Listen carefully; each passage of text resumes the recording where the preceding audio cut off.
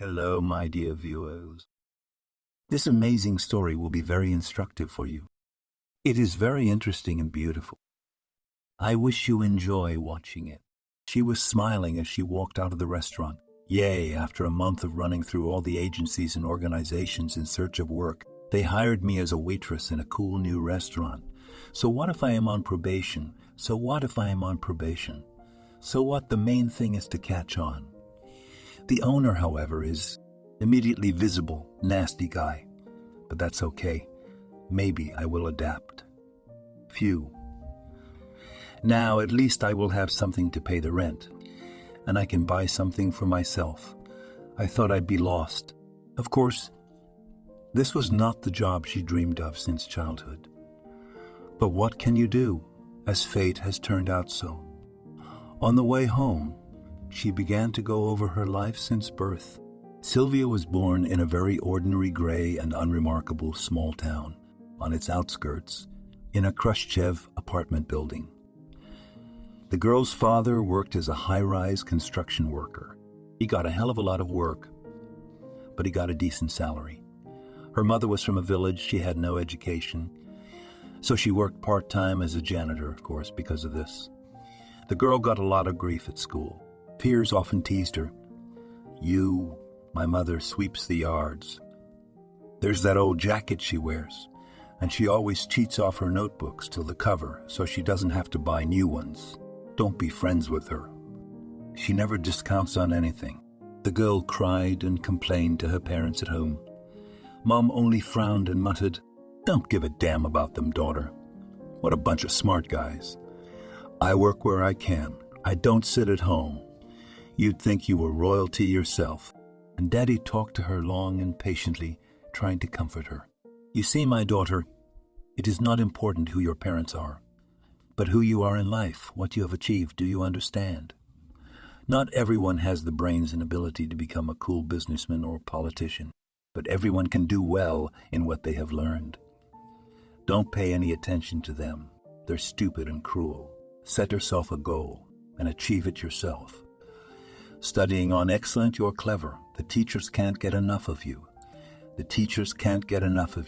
They praise you constantly at every meeting. They say you have a talent for mathematics.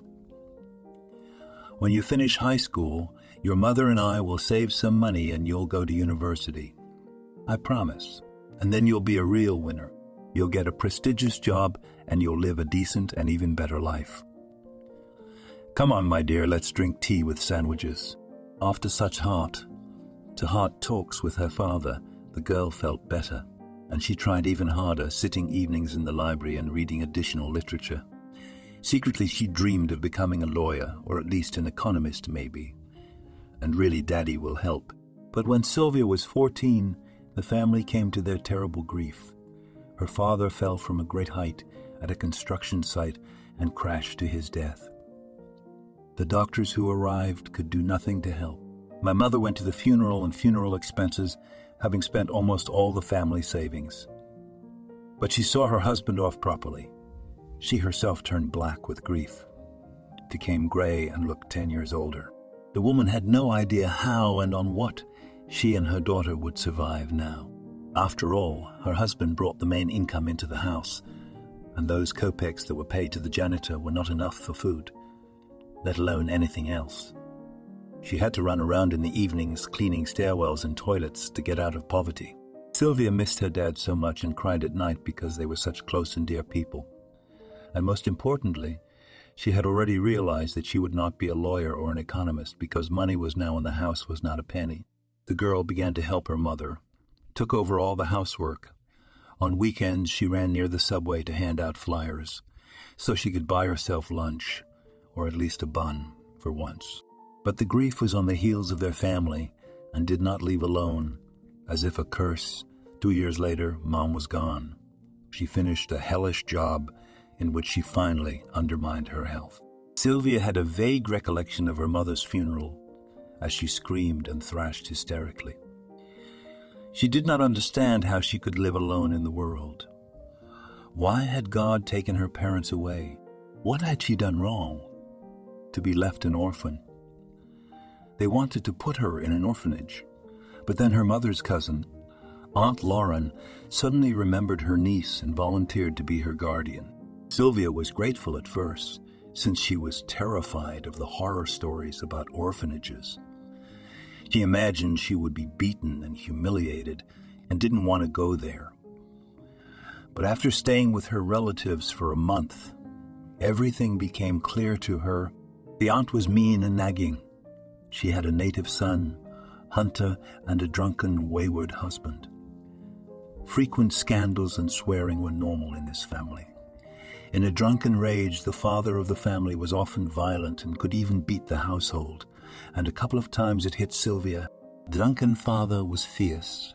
"Hey, Lauren, why did you bring that sponger? Not enough mouths of your own. She's been staring at me all day in the kitchen." A woman shouted at him, "Shut up. You live and eat at her expense. I get money from her. So shut up and shut your mouth." But the restless husband grabbed whatever he could get his hands on and ran around the house, trying to hit everyone he could get his hands on. At such moments, the frightened Sylvia would get dressed and run out into the yard, sitting on the bench until she was blue in the face, until no more screaming could be heard from the apartment. She plugged her ears and prayed quietly. "Lord, I wish this would all be over soon." The neighbors felt sorry for the poor girl who had come into this dysfunctional family and had been orphaned so early. They often said, "Oh, poor Sylvia, it's such a pity about the girl. That Lauren is so unscrupulous and cunning. She gets money for the child herself and treats her like a stranger. No pity at all." It turns out that a relative dashingly thought of everything, took the custody money to a penny. Sylvia rented an apartment and also got a good income from it, while the girl settled in the kitchen on a cot, and instead of a table for the classroom was an old mini fridge. They fed Sylvia separately, not like everyone else. Meat, fruit, and sweets went only to the obnoxious Hunter, while she got only the tired pearl soup with water and pasta with sausage. That was the rest of the menu. Meanwhile, her aunt reproached her with a piece of bread every day and tried to burden her with more housework. In effect, Sylvia became their servant. Lauren itched day and night. "You ungrateful Sylvia.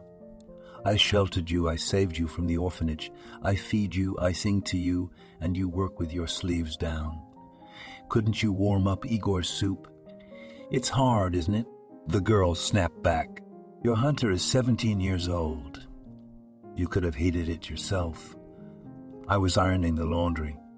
I'd probably rather stay at the orphanage than slave for you like Cinderella.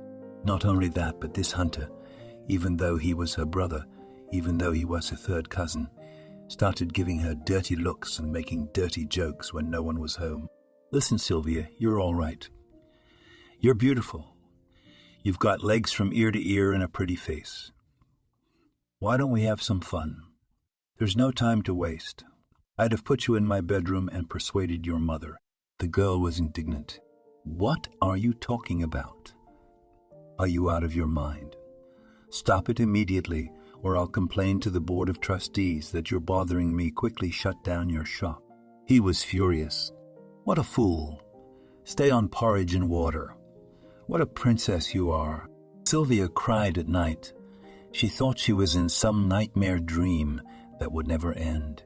She desperately missed her father, mother, and the old life, which, as it turned out, was not so bad. The girl was counting the days and minutes until her majority, to finally leave this evil and inhospitable house. But even then, she had to fight for the right to live in her own apartment. Her aunt clung to it like a dead tackle and did not want to evict tenants. Not only that, she started making nasty remarks. "I didn't think Sylvia would be so ungrateful. Why would you want to move into your own apartment now? You don't even have a job. How are you going to live on your own and pay for everything? And anyway, why do you need a big apartment on your own? You see, the three of us, we've been living here all our lives. What if my Hunter decides to get married? Where would he take his family? And you're young. You should go to the capital. You'd find a job there, and you'd get married quicker." The girl was indignant and stood her ground. No. Let the lodgers move out. It is none of your business how I will live. This is my paternal home, and I will stay in it. I won't leave town. Don't even think about it. Sylvia knew that her aunt would not let her go, so she plucked up courage and went to the local policeman, Oliver. He was young, hot, but fair and incorruptible. The girl cried in his office and told him about her problem. "Uncle Oliver, help me. Uncle Oliver, help me out. My aunt was using me as a servant. I barely waited until my 18th birthday to leave her, and now she does not want to evict the tenants and hints me to sign the apartment over to her. It is too small for the three of them, and what should I do? Live in the street? I can't go on like this. Don't think I can get a job. I just want to live in my parents' apartment and not serve in someone else's house." The policeman shook his head. "Don't worry, Sylvia. I know this sneaky Lauren and your situation in general. I'll talk to her while you pack your things. We'll get her straightened out, and you'll have the law on your side." After the conversation with the district police officer, the tenants moved out in a day, and the girl finally moved into her own apartment. She was so happy she could kiss the walls. She hugged her father's portrait and wept as she missed him. Lauren cursed her and promised her a good life, but the girl paid her no attention. Let her freak out. What did she care? Since Sylvia had no money to live on, she began to look for work. Chances were not great because of the lack of education and experience, so offered a job as a cleaner, then a dishwasher. But the girl remembered what a hell of a job it was and how it ruined her mother. Immediately before her eyes stood her rough, worn hands with ingrained dirt under her fingernails. No way.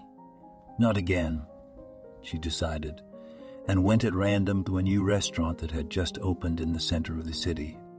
She had no illusions, but sincerely hoped for her attractiveness and charisma. What if she was lucky? She was taken to the office of the owner. In a chair, lounging imposingly, sat an unpleasant and impudent man with small black eyes and a huge belly, which could hardly fit under the table. He looked intently at his guest and immediately noted to himself, "Oh, what a beauty! Blood and milk. Her eyebrows are wide, her eyes are puffy. Her legs are long. She's a beauty," and allowed casually through, "What's your name? Give me your papers. Do you have experience?" The girl said quietly, "My name is Sylvia. I have no experience, I just finished school. But I'll try very hard and I'll quickly learn everything. I really need this job." He looked at her reproachfully. "All right, I'll take you as a probationary trainee. Let's see how you do. And watch me that everything was at the level, and clients were satisfied. God forbid you undermine my trust. You'll be out of here in a heartbeat. You can go back to work on Monday.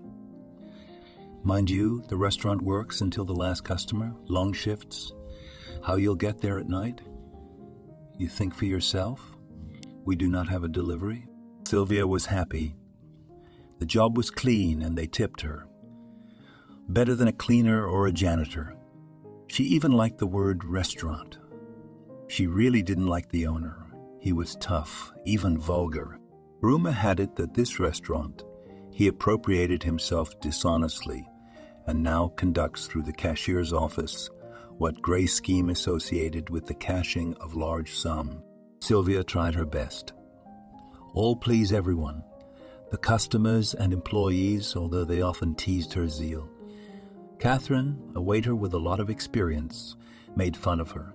"Oh, you fool," Sylvia said, young green. "If you're going to work so hard as a convict, you'll soon run out of steam. Let's see how long you'll last. Mark my words, I've been through it all." Catherine was strict, but in fact not a bad woman. She literally saved Sylvia several times when she accidentally broke 2 wine glasses. Catherine quickly cleaned everything up and didn't tell anyone anything. The second time, the girl mixed up the order. But even here, experienced Catherine in the blink of an eye resolved the conflict, apologized, and all was quickly forgotten. So Sylvia followed her and soaked up everything like a sponge. learning the intricacies and wisdom of the restaurant business, especially since their shifts were always the same. Sylvia survived her 1-month probationary period, despite the fact that she returned home not feeling her arms or legs from exhaustion. She was no longer a trainee, but a full-fledged waitress and full member of the team, and this gave her strength and confidence. Often on a day off, Sylvia lay in bed and dreamed that now everything would work out well for her, that she would meet her boyfriend, dreaming of a happy future family and children. For up to this point, she had not had much luck with suitors, even though she had a very nice appearance, and everyone around her remarked it. Nevertheless, the girl from a poor family who wanted to meet seriously, and so have fun maybe. But such short-term relationships did not appeal to Sylvia, and she always remembered her mother's instructions. "Daughter, look to me. Take care of your maiden honor. Do not run with anyone in the bed, or there will be trouble. A man does what? And then in the bushes, and we women. Then all alone to clean up. But there's a problem. Where can she get acquainted with suitors now? After all, she is not in those places where young people spend time because of the late return from work, and sometimes simply do not have the mood to go anywhere. And she had no girlfriends. And at work all the women were much older. One day, as usual, Sylvia was running to work in the morning, and almost outside the restaurant she saw a vagrant. He was a middle-aged man sitting on the pavement with a few pieces of cardboard on it, playing a simple tune on his guitar. So masterly, in fact, that Sylvia listened, applauded, and put some change in his cap. He lifted his head, and she marveled at his bright green, inquisitive eyes and charming smile. The tramp said gratefully, "That's a wonderful start to my morning. I was noticed by such a beautiful woman and even bought coffee. Thank you, honey, and have a good day." These kind and sincere wishes, Sylvia smiled. Her mood just lifted. She sent a tramp playfully air kiss and ran to the restaurant, clattering on the asphalt heels. All day and into the night Sylvia thought about that stranger. His temples were silvered with gray, and he must have gone through a lot of trouble in his life. Strange, I walk this route all the time, and I've never seen him here before. I wonder who he is and why he was on the street. He's obviously not a drunken drunkard or a bum with a record. The next morning, the situation was repeated.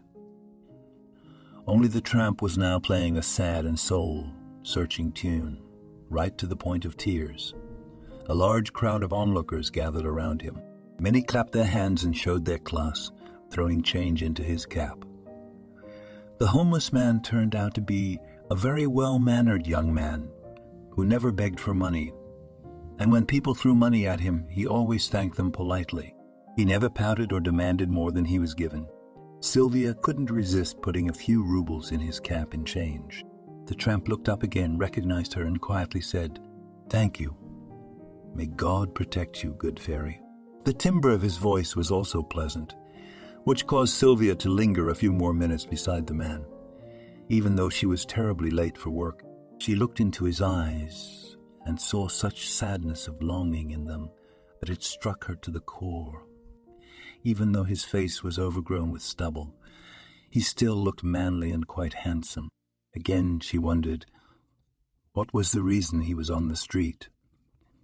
I want to know, but it is unseemly to pry into a man's soul like that, isn't it? Or should I ask? Maybe he needs some help. In between clients and the endless running, Sylvia could not stand it, and shared her observations with Catherine, telling her about the tramp who plays the guitar so well. She only brushed it off irritably. "Oh, Sylvia, what's on your mind? What's the matter with you, that bum? Who do you have to worry about? They're all professionals. They know how to make you feel sorry for yourself. You're just on your feet. You're earning money. You're a pretty girl. Look out for rich clients, smile at them, see if anyone bites. You never know. What if you get lucky and marry? What if you get lucky and marry well? You should think of the future, not waste your tips on bums. especially when you've worked so hard to get them. You're a fool. Sylvia frowned and objected. What a mercenary you are. Catherine, what about love, feelings? You want the same as in the movies, and butterflies in the stomach, and one for life. Catherine laughed out loud. Oh, do not make me laugh. I've lived half my life, and this is not met. So do not hang in the clouds. The movie and life, it's a movie, and life, it's life. Stop talking. Bring your order to table 5 and hurry up. On the third day, Sylvia, despite the fact that it was her day off and she could stay in bed longer, got up early, baked delicious pancakes, and raced to the restaurant. The tramp was there. He was humming a romantic tune, strumming his guitar slowly. Sylvia stepped closer. The man recognized her and waved a greeting as if she were an old acquaintance. Sylvia bought him coffee and served him pancakes. He was genuinely happy, thanked her from the bottom of his heart, and began to devour the food with great appetite. And Sylvia felt something extraordinarily pleasant, that the man in such a difficult situation did not lose his spirits and looked forward to the future with hope. And this man seemed so close to her that seeing him became a need and a necessity for her. Sylvia now saw her musician from Bremen, as she jokingly called him, every day.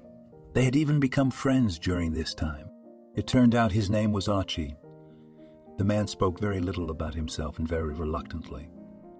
He mostly switched the conversation to another subject at once.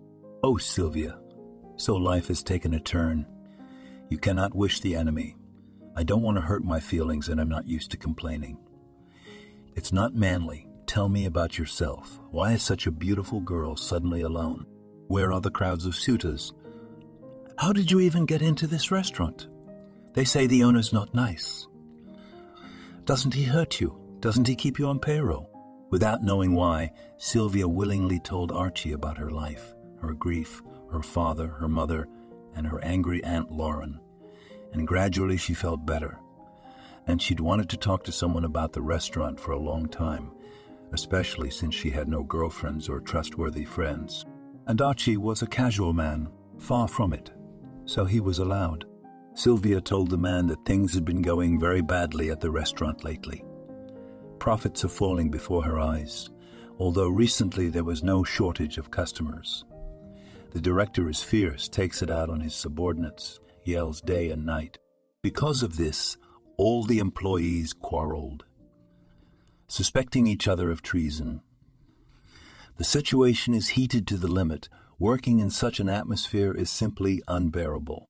The owner of the office has let everything drift on its own, as he has in the first place raucous parties with girls of easy virtue, and also in the office all the time revolving some shady characters. She finally added in a whisper, "You know, Archie, I even suspect that someone is distributing illegal substances among the customers, which is why there has been an exodus of normal customers who came to eat and relax. But near the bar, I began to meet more often strange people who hardly ever order anything. And most importantly, the frantic money from somewhere, the owner still comes from somewhere. I accidentally saw him counting huge bundles of bills, although officially we are on the verge of closing. Rumor has it that Albert even wants to sell the restaurant quickly and invited potential buyers on Monday to the banquet. We'll discuss the terms of the deal. I'm so worried. God forbid, I should lose my job. I have no one to help me. I am alone in the world. I just got back on my feet and now it's all over again." Archie started cheering the girl up. "Don't be sad, Sylvia, and don't worry too much. Don't be sad and don't worry too much. Sometimes you just have to wait, and somehow the problem will work itself out. I think it'll all work out. Let me play you something soulful." Archie strummed his guitar and sang a heartfelt love song with the way he looked at Sylvia. She even got goosebumps, either from the song or from that piercing look in her eyes. On Monday, just was the shift of Sylvia. From the morning the staff ran like crazy, decorating the hall. since the banquet was a special order and were preparing for the visit of important people. Everything was shiny and sparkling. Not a speck of dust or a grain of dirt anywhere. The master came out of his office to assess the situation. As I said before, today is a very important day for me. Guests are coming from the capital. Let everything go without a hitch. Don't embarrass the place. Is it clear? Don't sleep, don't yawn, don't move. All right, everybody, back to your workstations. By 10 o'clock, a cortege of jeeps and foreign cars drove up to the restaurant. Very respectable men entered the hall and began to seat themselves at the tables. Sylvia hovered between them on unsteady legs and served delicacies. She looked impeccable and smiled politely at everyone, but inside she was very worried. God, I wish I hadn't embarrassed myself by mixing things up. Otherwise, I'll be kicked out for sure. In the middle of the banquet, there was a persistent knock on the back door. Sylvia turned the key and was taken aback. The tramp was standing in front of her, whispering softly, "Let me go. I'll explain later. You have to..." The frightened girl nodded her head in a negative way and was about to explain to Archie that now was not the best time. Otherwise, they would both get in trouble and she would definitely be kicked out. But he put his finger to his lips as a sign of silence and looked at her so expressively. She could not help it and let him in. She wailed to herself, "That's it, I'm finished. I'll have to look for a new job. The boss wouldn't forgive me. What have I done?" The banquet was in full swing when a vagrant from the street entered the hall. Albert shouted in anger, "What is this phenomenon? Who let a bum in here? I'll fire the hell out of everyone. I don't serve on Mondays." But then, in front of an astonished audience, the vagrant began to tear off his rags, his cap and his false beard and mustache. In an instant, they were faced with a perfectly decent, middle-aged man. He walked up to the restaurant owner and blurted it out in his face. "Hello, Albert, and good afternoon to you, gentlemen. You didn't expect to see me, did you? Did you think I'd rotted away in prison on your orders? No matter how many strings you spin, the end will come. Here it is, your end. So for those of you who don't know, my name is Archie. I'm the real owner of this place. The restaurant was my father's, and then I inherited it. It's a family business. So Albert came to work for me, first as a waiter, then as a bartender, and then I foolishly promoted him to deputy. That's where the fun part started. This bastard decided to put me out of business and sit in my chair, and I have to say that he did it perfectly. He forged papers. I signed them without looking, because I trusted him, and I went to jail for fraud. But that wasn't enough for him, and he stole my wife. And to be sure to finish me off, he ordered my murder in prison. That's how he thanked me for everything. And now he's doing his dirty work in my place, dealing weed and enjoying his life. Right, Albert, you're wrong about one thing, you bastard. I don't have any rotten friends, unlike you. They're few, but they're reliable, and they helped me appeal, prove my innocence, and get out. I watched you for a long time before I came here, and I know all about your black business, so now you can't get away with it. You'll be in jail like a sweetheart. I've got proof. The guests froze in surprise. They could not understand what was going on. How could this happen? Could it really be true? Albert clutched his head. He had not expected to see his former companion, since he had believed he was dead. What happened next was so fast and unexpected that it reminded him of a blockbuster movie. Albert, realizing there was no turning back and everything was lost, suddenly snatched a knife from the table, and with a cry of "drop dead already," and he pounced on Archie. At the same second, the task force burst into the room, put everyone on the floor, and started twisting Albert. Panic, screaming, shrieking women, and total confusion began. Sylvia screamed in terror in a voice not her own. "Call an ambulance. Get an ambulance. Quick. Save him, I beg you." She fell to her knees, put someone else's jacket under Archie's head, and whispered, Archie, don't die, please. I'm begging you. I need you. Do you understand? The man nodded and smiled weakly, though he was as pale as chalk himself. Nevertheless, he could barely squeeze out of himself, "It will be all right, my good fairy. I'll have some more of your ruddy pancakes." And immediately he passed out. An ambulance arrived, and Archie was taken on a stretcher to surgery. Sylvia wanted to go with him, but they made her stay to testify. As soon as the girl was allowed to go, she immediately, without thinking, despite the late hour, rushed in a cab to the hospital. She was told that an operation was in progress. Sylvia paced back and forth in the corridor, unable to find room for a second. She remembered the few prayers her mother had taught her as a child and asked God for Archie to live. She wanted that very much. Finally, the elderly surgeon came out to her and, looking at her frightened and crying face, informed her, "Don't worry, your fiancé is fine." The loss of blood was not so significant, unfortunately. The knives in the restaurant are not very long, so that the wound was minor. The vital organs were not hurt. But I can't say with certainty. The perpetrator hit right, almost to the heart. Go home, don't suffer. You can visit him tomorrow. Sylvia looked pleadingly at the surgeon. "Thank you, doctor. I'll go now. Just let me look at him for a second. Just one look." The doctor took pity on the young beauty and led her into the IQ. Archie was sound asleep. He was still under anesthesia. The man was pale and drained, but breathing smoothly and calmly. Sylvia leaned toward him and whispered softly, "Get well soon, my Bremen musician. I need you, do you hear?" She thought he smiled at her.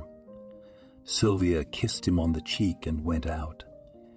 With a light heart, she returned home, and tired and exhausted to the utmost after her shower, fell asleep. The next morning, Sylvia jumped up at dawn and ran to prepare a hospital handover for Archie. She made a light chicken soup and fried pancakes, which the man liked so much. On the way, she bought some fruit and walked briskly into the ward. However, as she approached the ward, she distinctly heard someone's voices. Male and female. Strange, who could it be? Thought the girl, knocked, and entered unbeknownst to her. On a chair beside the bed sat a raffishly beautiful woman, holding Archie's hand and wailing, "Honey, I'm so glad everything worked out. I was so worried about you. I was so worried about you. I'm so glad you're here now." The blood rushed to the temple Sylvia, and she felt sick. Wow. The girl put the bag of groceries on the nightstand with shaking hands and said hello. "Good morning, Archie. Have you come to your senses yet? How are you feeling?" No sooner had the man answered than the bimbo raised an eyebrow in surprise and asked, "Lovely, who is it? Didn't you say you knew such beautiful women?" At this point, Sylvia could not stand it and said quietly, "I'm nobody, just a casual acquaintance. Get well, Archie, and I've got to go." She galloped out of the room, ran down the stairs, breaking a heel on the way, and only when she was outside did she allow herself to weep. For some reason she felt so bitter and hurt. She was angry and scolded herself, and what did you want? We have known each other a week. What do you know about him? Nothing. He kept keeping silent, evading an answer. Now I understand why. You idiot. You've imagined some air castle, some prince, some love. Catherine was telling the truth. There's no such thing as love. The Tramp sang a mummery song, and I swam away. The restaurant was temporarily closed until all the circumstances were clarified, so Sylvia roared at home, constantly depressed. She knew in her mind that she had to pull herself together, get up, find a new job, and forget this Archie like a bad dream. But at night she dreamed again of those bottomless and sad green eyes, of that tender love song Archie often hummed. "I have you alone, like the moon in the night." She would wake up, and again the tears would roll down her cheeks. She missed Archie desperately. He was so deeply rooted in her soul that she could not forget him. After the departure of Sylvia, that day in the room, there was a scandal. He shouted, overcoming the severe pain in the wound, "Lilia, what are you doing here, Circus? Why did you come here in the first place? Who called you? I thought you left me for Albert a year ago." And you shouted in my face that I was nothing, and he was a tough businessman, that I don't appreciate you, and Albert loves you a lot. So what's the big deal? Why aren't you with him right now? Get out of here right now. Because of you, I hurt a very good man. The woman pouted puffy, brightly painted lips and blinked her eyelashes. Popsicle. Well, do not be angry. I made a mistake, overreacted. Who can say that? Albert turned out to be a horrible man. He went out and didn't put me in any position. And anyway, I thought you were in jail. But now that I know you're hurt, in the hospital, I thought maybe we could try to get back together again. Honey, we used to have so much fun together. Archie's face turned red with anger. I don't think you're hearing me. I'm not your doll, I'm not your sweetheart, and I never want to see you again. We have been divorced for a long time, and you are a stranger to me. I'm asking you one last time, go away, otherwise I'll call the guards. The woman got up and hissed. Oh, now I understand everything. So you dumped me for a young brat. Well, look, you'll be sorry. Goodbye, baby. The man was counting the minutes until the discharge and missed Sylvia very much. This young and insanely beautiful girl with such a kind and responsive heart, stuck in his heart. He wanted to sing and dance and create when he had her around. He was well aware that Sylvia had misunderstood and was very hurt by seeing Lily in his room. And so he hurried out of the hospital to quickly explain himself to her. Sylvia, meanwhile, was looking through job aids again. On one of the pages, she came across an interesting option. She was looking for waitresses on a cruise liner, and the aide said the position was open for 6 months on a full-time basis. The girl reread it several times and suddenly thought, why, maybe I should take a chance. What is keeping me here? My parents are long gone, so is my job. Archie didn't need me for nothing, as it turned out. I'll go far away, out of sight and out of mind. At least I'll see the world. She went to the interview, passed with flying colors, and was hired. The departure was set for tomorrow. The girl packed her suitcase and stood at the train station, waiting for a chartered bus. Half an hour later, she sat in the back seat, staring sadly at the flickering crowns of trees and the winding, bumpy road that took her away from her hometown. Somehow she felt sick to her stomach. Sylvia thought to herself, I'm unlucky. As if someone had cursed me. Just as something in life began to stick and again all fell apart like a house of cards. Why is it like this? Suddenly some cool foreign car cut the bus off, blocked the road, and started honking frantically. The driver braked sharply, cursing as much as he could, and opened the door. Archie jumped out of the car and ran in. He apologized. I'm sorry, but it's a matter of life and death. Walking further into the back of the cabin, the man finally he saw Sylvia and silently took her hand. Please come with me. I want to talk to you seriously. He confidently got her luggage out of the bus and shouted to the driver, Thank you, Commander. Go. I'll never forget it. He honked his horn and sped off into the distance. Sylvia, in shock, couldn't get a word out, unable to believe her eyes, while Archie rambled on and on. Sylvia, darling, you've got it all wrong. She's my ex-wife who cheated on me with Albert a year ago and left me. She and I are divorced, and now that Albert is about to go to jail, she suddenly decided to think of me. I didn't call her or invite her. She came on her own. After you left, I sent her away and told her once and for all that it was all over between us and there was no going back. I could hardly wait until I was discharged. I kept waiting for you to thaw out and come, but you were still gone. I missed you so much. We had known each other for less than a month, but I felt like I had lost my closest person. I just got out of the hospital and came straight to you. I called and knocked on the door and rattled all the neighbors. They told me that you had found a job on an airliner and that you were leaving today. I flew like crazy. I was afraid I wouldn't catch up. I made it, thank God. And why would you want to leave? You're stupid. I'm the owner of the restaurant. We're opening next week. We just have to do everything fundamentally different to attract people again. I'm making you manager in my proxy. No one can do it better than you. I trust you like I trust myself. I care about you. I do not understand what is happening to me. I have not yet figured it out, but I know one thing for sure. I really want you to be there for me. Do you agree? If not, well, you're right. I'll drive you now faster than the wind where needed. Tears rolled down Sylvia's face and she threw herself on Archie's neck. Sure, I agree. Why did I decide to go, right? So sick of being alone in an empty apartment. Archie, I was miserable without you. Sing me that song again, please. They stood for a long time, cuddled up on the side of the dusty road. Archie whispered the same tune in her ear. You're the only one I've got, like the moon in the night, like a pine tree in the steppe, like a spring in the year. Sylvia was melting and melting. She felt so good and easy, like when she was a child, when her father swung her on a huge swing. The exact same feeling of fear, joy, and absolute happiness. From that moment on, her life changed very abruptly. Archie appointed Sylvia a manager with the right to select her own staff. The girl took the matter seriously. She decided to make the restaurant original, the kind that had never been in the city. She named it the Generous Shop and ordered an antique interior, wooden and carved elements, an attic, summer arbors, and tables.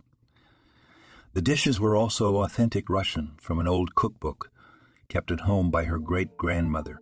Now she had rastigay and kulbiaki, kvass and cranberry morsel on the menu. Roast piglet on a spit and pike soup. The waiters also wore matching outfits, kokoshnikas, bouffant skirts, and beautiful embroidered aprons. Banners were hung all over the city, and advertisements were run on social networks. In addition to the delicious food, Sylvia organized a cultural program for visitors. During the day, there were various contests and raffles, and in the evening there was a disco on the dance floor, and the presenter was wearing a Kosovaratka, trousers, and red chrome boots. And people went. Everybody was wondering what outlandish restaurant had opened in place of the old one with a dubious reputation. This business brought Archie and Sylvia together so much that they spent almost all their time together. They couldn't imagine life without each other. But they never got beyond half a hint or a kiss. Archie really wanted to go on, but he was afraid of scaring the girl off, knowing that she had never been with anyone before, and that she, too, was worried and afraid in her own way. And the difference of 12 years embarrassed him greatly. He tormented himself. Why would she want me? A grown man with a broken fate. After all, she's so tender and young. She has her whole life ahead of her. He had no idea that Sylvia was already burning with desire and was still worried. Why is he pulling? Maybe he doesn't like me very much. Or am I doing something wrong? I don't have any experience at all. After all the court proceedings, Albert received a huge sentence. All the machinations with the money were uncovered, and the trafficking of illegal substances was confirmed. Frustrated Lydia was tearing up and tearing down. Shit, how did I miscalculate so badly? Albert is in jail. Archie doesn't want to know me. They're threatening to take the house for my debts and demanding that I move out. Where am I supposed to go? The street. What am I going to live on? I haven't worked a day in my life. What about the salons and boutiques? What am I supposed to do? Walk around like a beggar? No way. I've got to get rid of that snotty little girl who got in my way. Then I'll be able to seduce Archie like I used to. What's more, I know how to seduce men. A cunning plan began to take shape in the woman's mind. She made inquiries about her rival and found out that her Aunt Lauren had a grudge against her and wanted to get back at the stubborn girl who had once refused to share her living quarters. Oh, goody. I could use some help, she decided, and went to work on Sylvia's relatives. It was Sylvia's birthday, and she was turning 20. Archie, learning of this, decided to throw a whole banquet at their restaurant and celebrate in a big way. He planned to ask her to marry him on the same day. The man wanted his birthday to be a memorable one, reminding him of that joyous date for years to come. Archie booked a gig as a guitarist, and at the end he decided to sing the song himself, the one she liked so much, and then ask for her hand in front of everyone. Not long before that, Lauren's aunt showed up unexpectedly at Sylvia's house. She looked sad and began the conversation herself. Sylvia, you see, I've been laid off from my job and the company has closed. And my husband, drinks like a fish, and Hunter, as before, just sits on my neck. I hear you're the big boss at the new restaurant now. Take me on as a cleaner or a dishwasher. I'm in desperate need of money right now. Right to the brim. The girl hesitated for a long time. She remembered those unpleasant childhood episodes when she was fed like a beggar and treated as a servant. But Sylvia was a kind and unsparing person. So she went ahead and hired her aunt as a part-time dishwasher. A relative, after all. If she'd only known the consequences. Lauren, learning that the restaurant is going to be a big celebration for Sylvia's birthday, immediately called from the back of Lila. Listen, here's the thing. It's Sylvia's birthday soon. Archie decided to surprise her, preparing a banquet, and will call her in marriage. So make up your mind. It's either now or it'll be too late when he gets married. Or we'll put poison in her champagne and that's it. No one will ever know. I get her apartment and you get Archie. I think it's good for everybody. Where would I get the poison? Don't worry.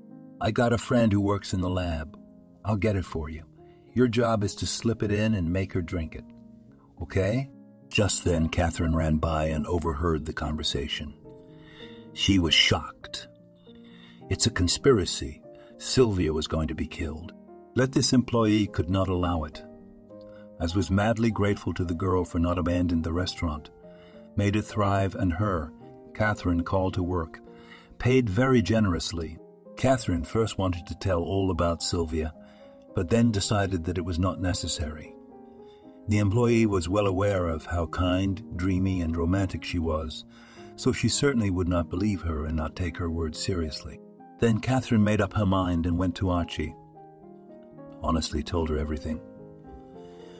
Very worried that the owner would not believe her and laugh. But surprisingly, the man listened to her very carefully. Thank you, Catherine, for your vigilance. We must be vigilant. I will make sure nothing happens to Sylvia.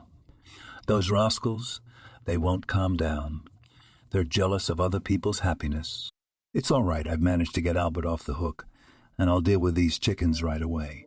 That same night, Archie ordered hidden cameras to be installed all over the restaurant.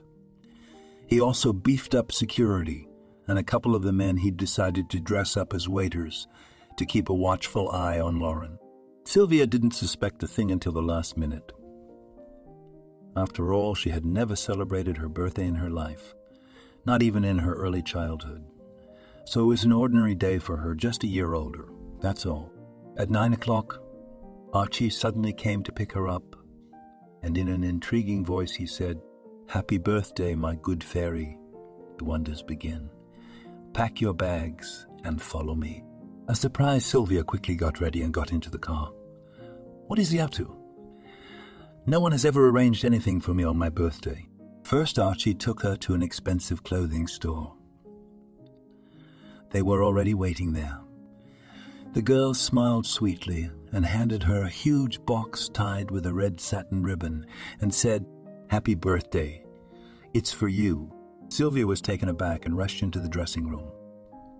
When she put on a chic turquoise chiffon dress and elegant shoes with comfortable heels, she just glowed, twirling in front of the mirror.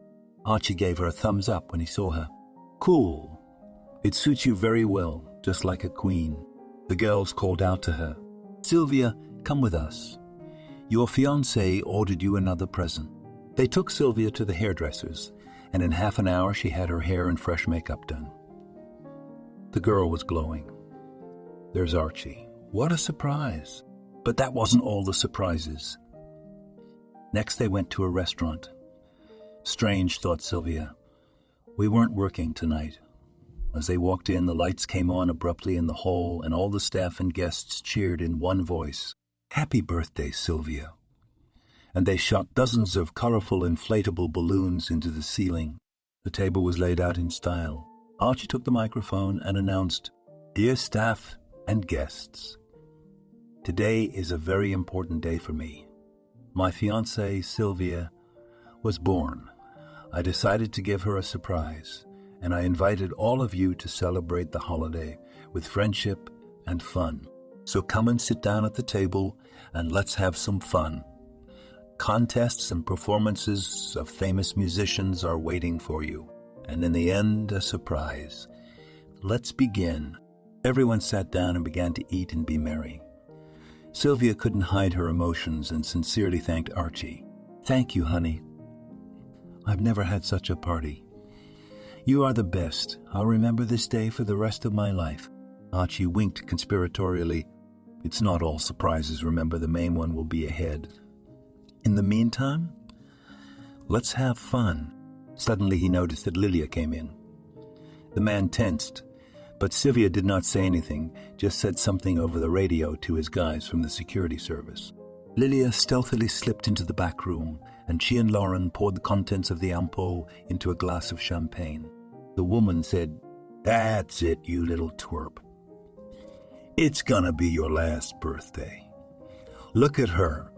Everything on a silver platter. And me to the garbage can? Lilia smirked maliciously and went to the hall with a glass.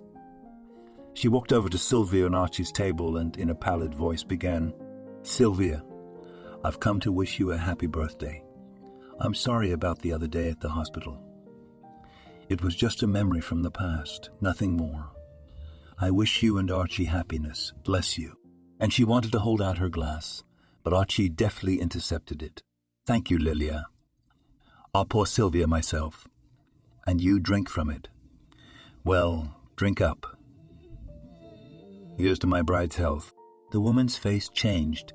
Her hand shook and she dropped the glass, which fell and shattered. Surprised, Sylvia didn't understand anything, and Archie said, That's for luck.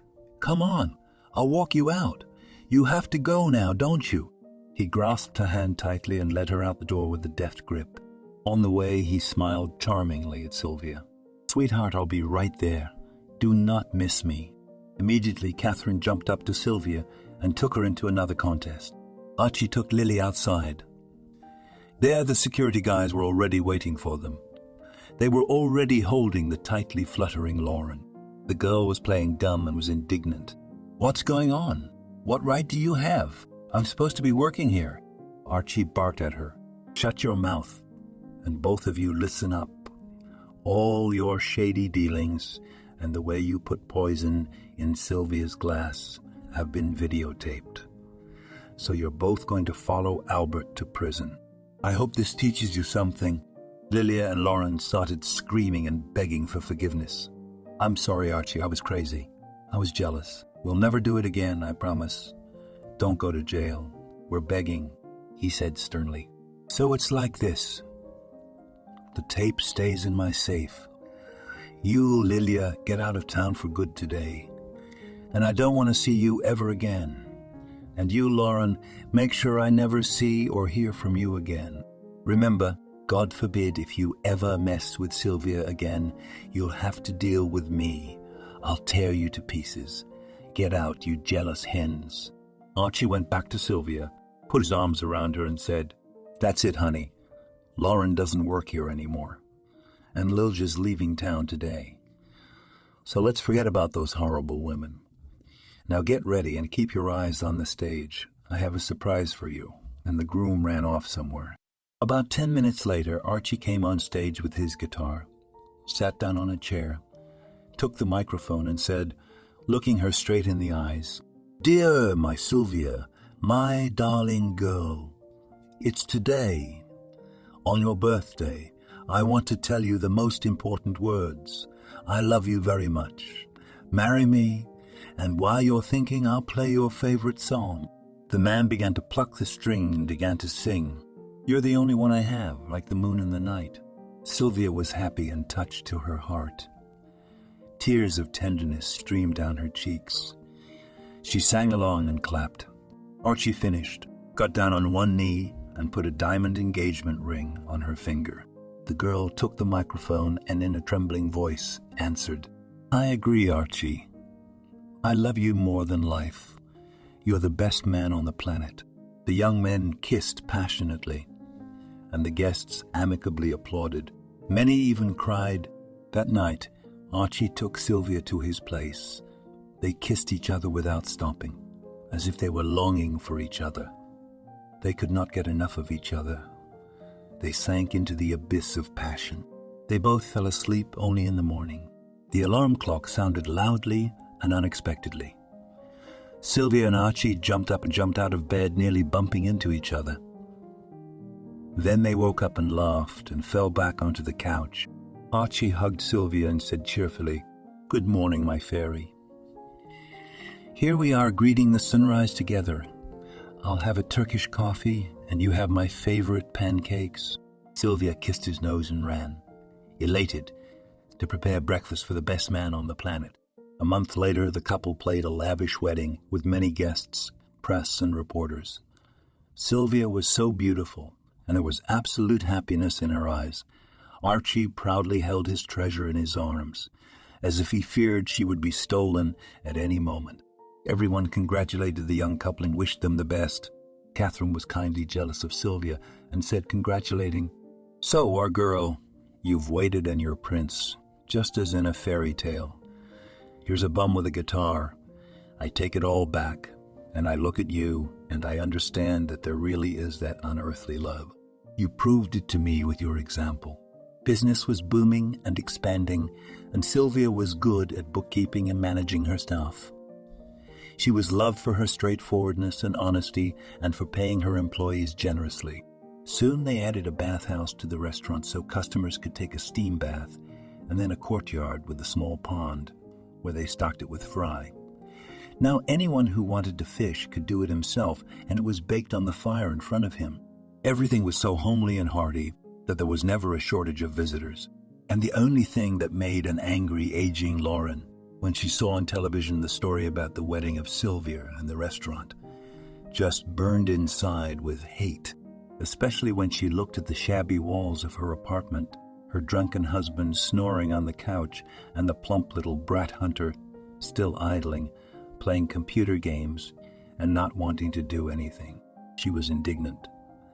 Why does that orphan from Kazan get everything and she gets nothing? It's not fair. She didn't realize that Sylvia had suffered and fully deserved it, because despite all the hardships of life, she wasn't calloused and her heart was still kind and responsive.